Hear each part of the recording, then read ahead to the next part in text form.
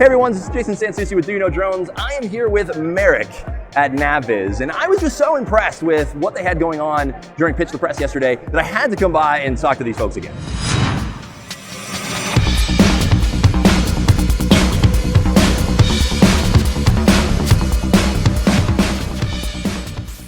Merrick, welcome to the show. I'm really happy. I'd love for you to give me a little bit more information about this contraption that you are wearing. Yep. So this contraption, it's not Star Wars, it's not Stormtrooper weapons, it's a NavVis VLX. It's a mobile laser scanner. And the quick pitch is we can scan 250,000 square feet a day with a 1/4-inch accuracy.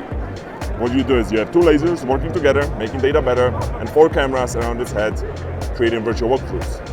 That is really awesome. So what are the primary, what do you say the primary use cases for this amazing ingenuity and innovation here? Yeah, so the primary use case, the bread and butter for most of our clients are as-builds, existing conditions, digital twins. So you can go to any space, scan it for CAD, scan it for BIM, but also scan it for virtual walkthroughs. Especially in COVID, a lot of people cannot go to buildings, so they cannot travel.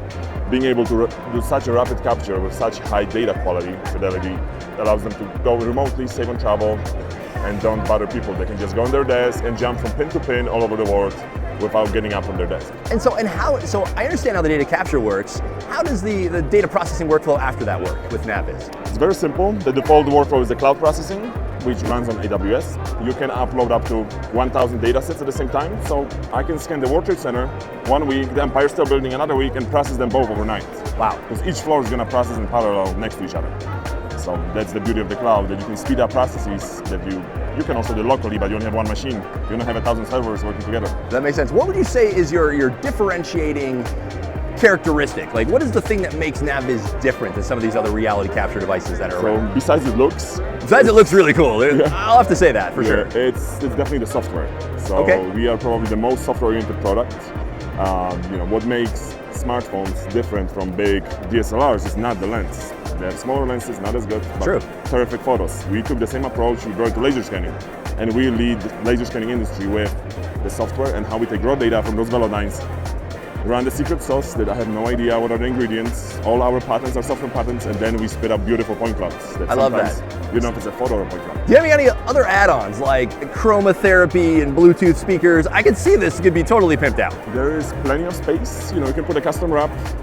I can tell you, don't put a dark wrap. Our engineers were testing a model called Batman. It was all nice and matte black. And people are calling cops on them because they thought it was a weapon. This has got a nice hospital look, nobody bothers, friendly Wally. I like that, that's fantastic. Well, Merrick, thank you so much for your time. I just wanted to ask you just a couple questions. This thing is really cool. And I appreciate you stopping by. Absolutely, and congratulations. I don't know if you saw the press release, but we loved what you guys had going on. So we went ahead and awarded you one of the awardees for Pitch the Press. Wow, amazing, happy to hear that. It's good to know. Thank you so much for your time, I really appreciate it.